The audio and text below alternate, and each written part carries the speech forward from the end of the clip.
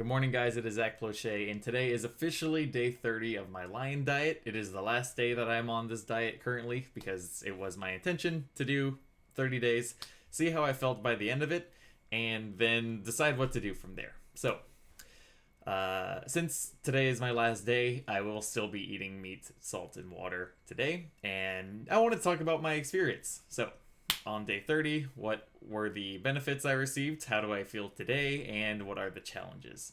But we'll start with how I feel. So, in general, I feel mentally clear, a lot more mentally clear than when I started.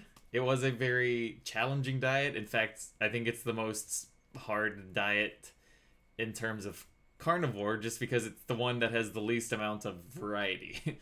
Which also, ironically, makes it the easiest because you just eat one thing every day and it helps you a lot. And of course, this diet consists of only ruminant meat. I personally only ate steak, so ruminant meat is essentially animals that have a very specific digestive tract for eating plants, if I'm not mistaken. Better use energy from fibrous plant material when compared to other herbivores. So that includes deer, elk, camel, steak, or sorry, I say steak, cow, bison, and quite a few other ones. Wild yak, like giraffe. Not eating giraffes, but I'm just eating cow. Buffalo as well. And because of that, it's a pretty limited diet. Like, it's in my experience, at least in Portugal, you can't find the other meats easily. So I wouldn't even know where to buy most of those. But, of course, cow, that's something you can buy everywhere. And, so I want to talk about now the benefits that I experienced. The first thing that I experienced on this diet is actually mental clarity. So I did feel a lot more mentally clear throughout my day. I wasn't drinking coffee, and I still had energy to do basically everything that I needed to pretty much every day. Now, that doesn't mean like there's days where I didn't take a rest, and there's a challenge about the digestion part that I wanted to talk about after the benefits, but right now we're sticking to the benefits. Mental clarity, that is definitely a thing that I've experienced, and I do feel a lot more mentally sharp because of this. 2, just one of the most obvious ones that people experience, but I have lost a lot of weight since I started this diet. Partially because meat fills you up, so you don't feel the need to eat as much. But since I started, I was 79 kilograms, and now I got all the way down to 70.8. Now, that also depends on how much meat you're actually eating during the day, and I was actually trying to eat a lot. But what you try to eat and how many calories you actually get is a lot different. Because meat doesn't have very many, or I should say steak doesn't have a lot of calories in it, compared to, just a cookie. Like, you can eat 3 cookies and have about as many calories as a decent amount of meat. And there's no carbs. So you're on a version of a keto diet, just probably the most intense one ever. So, yeah, that is a benefit. You do switch to ketosis, and you burn fat instead of carbs after you burn off all the carbs. So that's been really nice. My muscle recovery, I've been able to work out and get stronger a lot more efficiently. Meaning, I could lift a certain amount of weights, maybe twice a week. So I would do arms twice a week, and then I found that typically for me on the 3rd day, I can already go to the next level. So I would do one day and then take a break for 2 days, or do something else for 2 days. Do another day, do something else for 2 days, and then dive into the 3rd, and be able to lift more and actually progress at the gym a lot easier, which was another really nice benefit. And then apart from that, I did get a lot skinnier, so it was a lot more out. I am a lot closer to a 6-pack today. I'm pretty much almost there, but it's a nice thing. There's a little soft skin, but it's mostly there. I think all I would have to do is technically dehydrate myself in order to get the what is it? Like that. What was that movie? Deadpool 3? Yeah, the Deadpool 3 like Wolverine six pack. Both of those are in dehydration states. That's why it's so defined there. Anyways, that does yeah, that is a side benefit of the losing weight part. And actually, I did have a note thing somewhere that just fell right here. Right. So, another talking point was the right. I haven't felt like even close to getting sick, whereas there were sick people around me, and I felt absolutely nothing. So, for me, like my immune system is peaking right now. Like there's nothing that could really cause me to get sick outside of honestly I don't even know because I haven't felt like sick at all in the past days. And it's just been a very nice blessing and gift. Like just to be able to focus, not have to worry about that. Another benefit, just sort of random, is like I don't fart or poop as much. So just putting that out there. Yeah, because like you're not eating a bunch of fiber that you don't use and it just goes through you. You're actually using the meat, so you're getting the nutrients you need, and you're actually able to absorb pretty much everything. From my understanding, you're also healing your stomach because you're not getting the what are those toxins called? I can't remember, but okay, the name escapes me. But essentially, a lot of the plants you eat they tend to cause some.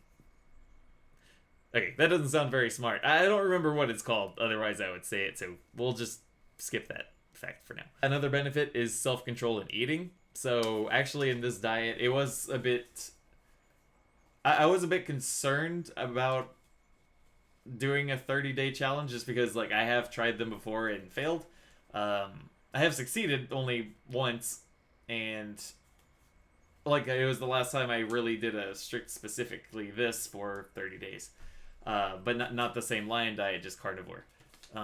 Whereas this one, there was a point when I had to commit because you're just suffering if you keep thinking of the other food. So you have to commit, like, I'm doing this on, like, day 10. And honestly, like, after that, it felt a lot easier. Because, like, I could have just given up and not continued. And honestly, like, I know a lot of people with that mindset. It's like, life's too short to go on a diet and blah, blah, blah. At the same time, if you want to achieve bigger shit than just, like, if you want to actually achieve things, which, trust me, it's a great feeling, you need to commit to this sort of situation. I'm not saying you have to do it forever, but I think a 30-day challenge is enough to give you a taste of it, and then you can make a decision later on, be like, you can see how it went, and yeah, go from there. So I did lose my sugar cravings around, I think, day 10, so basically like my last YouTube video about this. It's pretty just been consistently better and better. Yeah, my self-control, weight loss, and recovery. Yep, that's pretty much all the benefits I had to talk about. It's just a very efficient diet, and I think I think it's a very useful tool to have in your tool belt.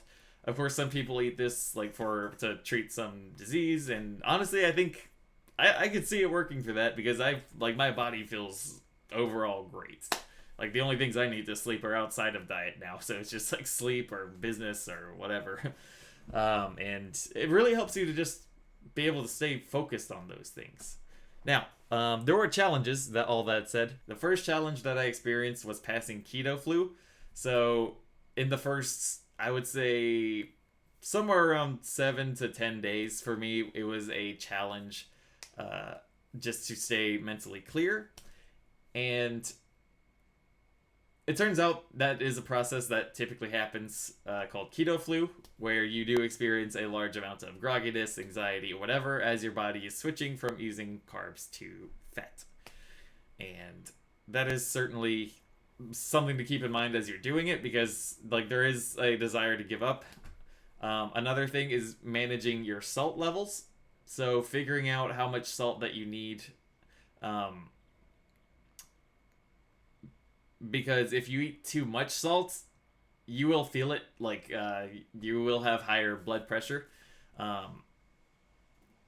So you sort of have to test it. Like I woke up one morning with like a sort of pounding heart, and that could be from what I that was like on day like 11 or 12, but I asked my mentor about it, and he said like that's like sort of that's a normal symptom, and the key is either fixing like how much salt you're eating. So maybe you're eating too much salt, or maybe you're not drinking enough water. In my case, yeah, that day I was particularly not drinking enough water. And you have to drink a lot of water. Or let me rephrase that. I drink a lot of water because I work out really, really hard every day.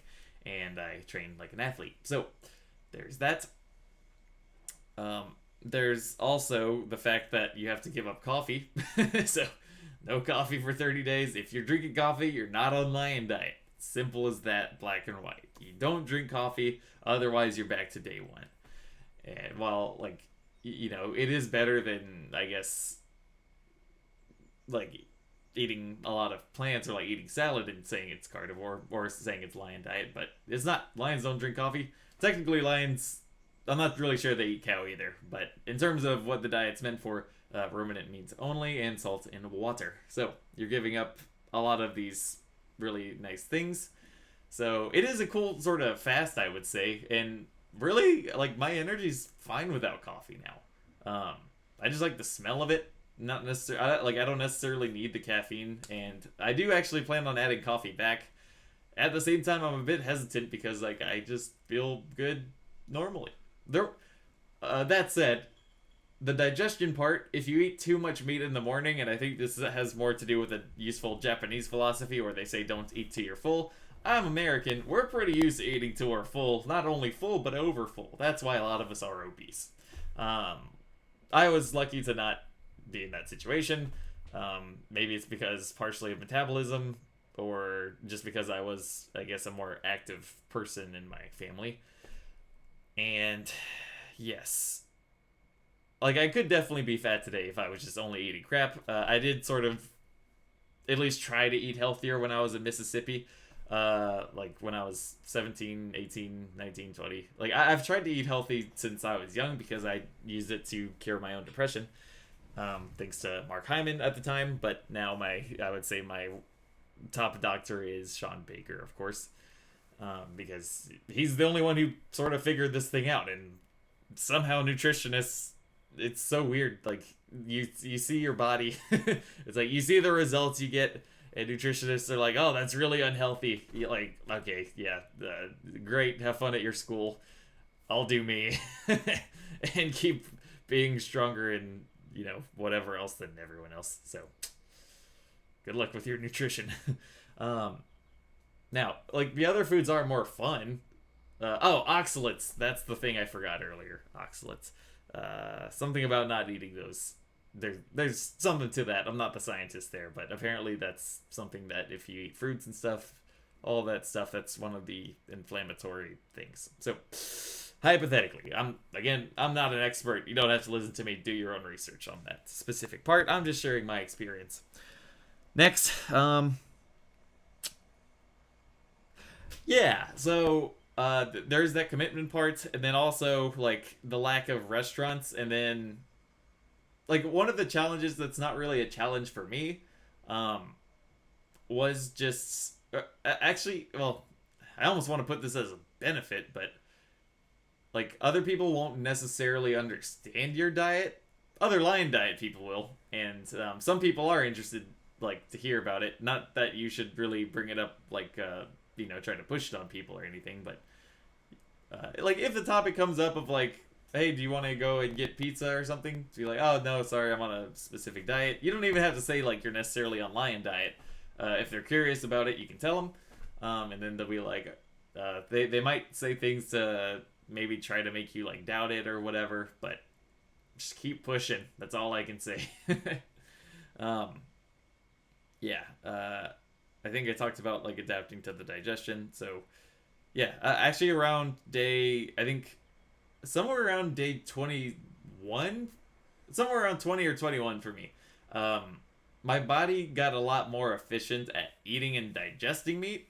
So I don't know how to explain it, but you can just sort of feel it. Like, something just feels like a lot easier and lighter inside of here. And yeah, in my experience, or in my from what I was experiencing, that was a huge win. Of course, you are eating only meat every day, and that part is a little boring. At the same time, the benefits are, in terms of mental clarity and stuff, are huge. And like, you don't have to think about food as much. You just prepare steak. All you need to do is learn how to cook steak really well, and you're pretty much good.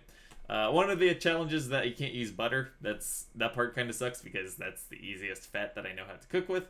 And I did not use beef tallow or anything. I just did steak, salt, water, and I like not water on the steak, except one time when I had to tenderize it. But yeah, I just put it in the air fryer and do it that way, so it's super easy. Also, I was eating ground beef that I did ask the butcher for, not the prepackaged ones because those typically have bread. And like sometimes I would eat meatballs, like essentially just because they're convenient. And I accidentally bought a really not tender steak, and it was a pain in the butt. So if you know how to tenderize steak, if you have an air fryer, if you like ground beef, for me, like once you figure out the steak part, it becomes super easy. One of the challenges is traveling, so that part was a little bit more difficult. But if you just simply have like a lunchbox or something, that will help you a lot, I think. That's what I did when I traveled to Lisbon one day. I pre-cooked meatballs, and I'm actually about to do that today because I have an event to go to, and everyone, while they have food, it's a bunch of fried shit, and like it's just, yeah, lots of stuff with bread, like nothing out of the ordinary. Still healthier than most American food, but it has its own sets of challenges. All of that said, so I do believe that is it for this video. I hope you got something out of it. Thank you so much for watching. My name is Zack Plochet. I teach people how to code for a living, and this was an off-topic video from that, typically. So I hope this experience was helpful to somebody, maybe going through the same thing, just to know potentially what they can expect. This is just the results I got and my experience. So thank you for watching. Hope you enjoyed the video, and until next time, like and subscribe. Bye for now. Beep.